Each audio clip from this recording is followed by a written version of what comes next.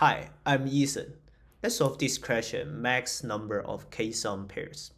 Even though this question is listed as two-pointer in the Leetcode 75, the optimal way to do this question is not using the two-pointer, but I will explain why.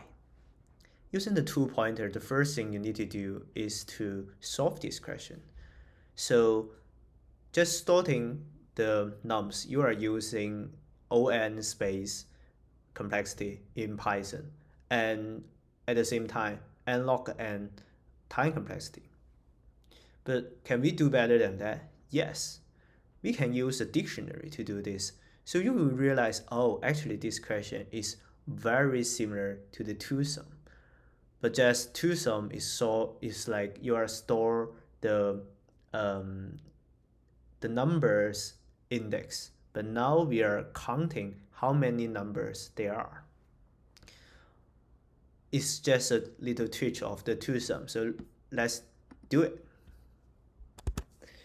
So we can create a dictionary like this, default dictionary. So that will save up a lot of logic to just justify whether there is an item inside of this dictionary or not. And result as the 0 for every numbers in this array. If the dictionary in the k minus n is not equal to 0, which means it exists, and the result will plus 1, and the dictionary k minus n will minus 1. Why we do that? Just because we cannot reuse the item, so we have to reduce the quantity of it.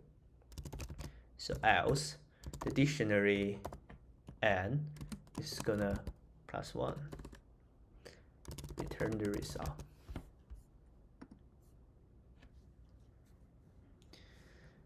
Can we still use the solve like to calculate such a similar question? So what if this is like not k-sum, but like smaller than k or greater than k? Actually, at that time it will help because solving that is making more sense because we are calculating like a range. Thanks for your watching.